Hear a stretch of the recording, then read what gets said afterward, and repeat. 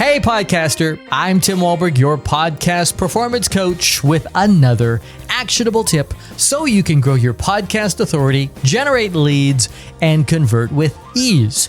Today's tip is grow your audience using other people's podcasts. One of the most common questions I get when I meet with podcasters during my free podcast coaching call is, how do I grow my audience? How can I get more downloads? Or how can I increase my podcast's reach? So many podcasters are suffering with the challenge of standing out in a very crowded podcast universe. They're doing all of this work to put together a great show, but not getting the response they were hoping for. They may even be thinking that this whole podcasting thing isn't worth their time. In this episode, I review my favorite strategy for growing your audience. I call it OPP. Yeah, you know me! Other people's podcasts. My clients have found that being a guest on podcasts is one of the most effective ways to get your message and brand in front of new potential listeners and customers. I was talking with a potential client just the other day who told me that he's been interviewed on 2 different podcasts, and those appearances netted him multiple leads and a new high-ticket client. Definitely worth his time, and now he's considering starting a podcast of his own because he sees the potential. I have another client who sees a spike in her downloads every time she shows up as a guest on other people's shows. So this is a winning strategy, but how do you pull it off and do it right? Here are my 3 tips for growing your podcast audience by being a guest on other podcasts. Number 1, focus on quality over quantity. A lot of podcasters who decide to use this strategy set big goals around how many podcast appearances they're going to make. Wrong. Don't do this. Set goals around how many perfectly aligned podcast appearances you make. Just because you can talk about the 80s doesn't mean your obsession with Joy Division and Rubik's Cubes are going to help you get more listeners to your Mindset for Millennials podcast. Make sure that you are only saying yes to podcasts that are likely to have your ideal client in their audience. And make sure that you can show up as the expert you are as it relates to your podcast and your business. So, quality over quantity. Number 2, have your most powerful topics ready to go. You're an expert. Pick a few of your valuable ideas. Package them up to make them attractive to a podcast host, and don't forget to have a story locked and loaded for each one. Stick to what you know and what is related to what you talk about on your podcast. You can always put a spin on it depending on the podcast you're appearing on and its format. But if you have about 3 go-to topics, you should be set. And number 3, pitch.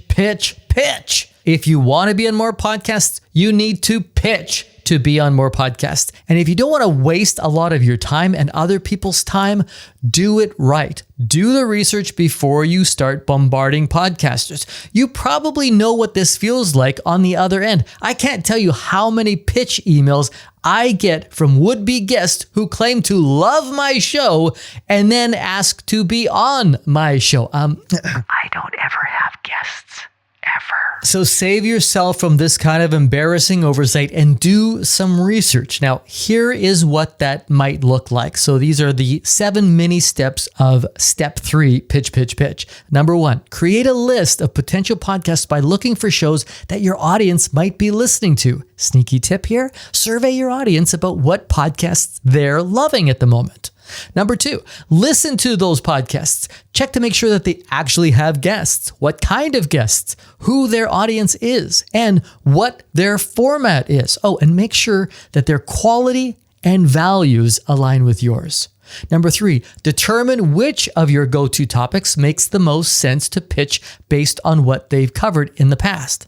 Number 4, make your pitch about them, not you. How can your proposed interview help them and serve their audience? Don't be cocky, like you're doing them a favor. Just be clear on what you have to offer.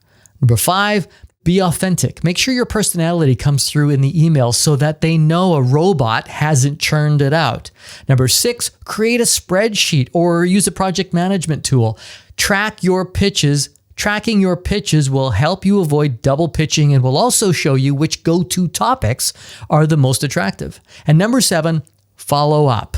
Lots of emails get lost in crowded inboxes. Don't be shy about checking back in. And if you follow them on social media, and you probably should, check in with them to make sure that they got that email. But don't harass them. We've all been on the other end of that stick. I once had a guy who was insistent that he was my number one fan, continued to request to be a guest even after I told him I don't have guests. Blah, thank you very much. So remember, when it comes to guesting on OPPs, quality over quantity, have your 3 topics ready to go, and pitch with integrity. Further to that, keep it up. This is a long play strategy, just like your podcast. Pitching can be a bit soul crushing.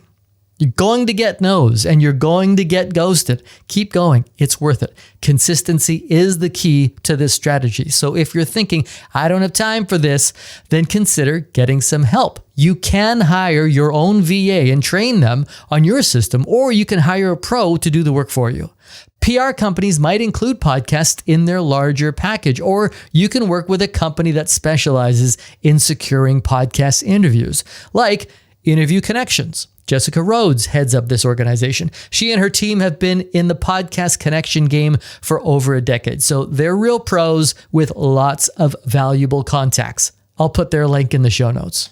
And this goes without saying, when you land that guesting spot, be a great guest. I'll talk more about this in my next episode, but the most important part of this strategy is to be a fantastic guest. Show up prepared, sound great, aka make sure you're on your mic, and be gracious after the fact. Remember to thank them publicly and share your episode.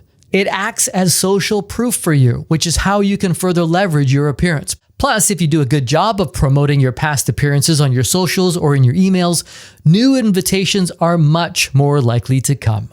It might sound like a big undertaking. Good. If you want results from this strategy, you need to do it right. Getting a good ROI on any marketing tactic is all about doing it right. And when you do this right, you are going to be amazed at how many new, perfectly aligned listeners you attract to your show. And I hope that's just the tip you need. Okay, last tip about pitching to be a guest on other people's podcasts. Your show can't suck. You better believe those invitations are not going to come if the person booking guests listens to your show and hears crap. And even if you do get on these podcasts and do attract brand new, excited to hear more from you listeners, are they going to be impressed when they tuned in? Are they going to know how to work with you? Are they going to tell all of their friends about this great new podcast they discovered?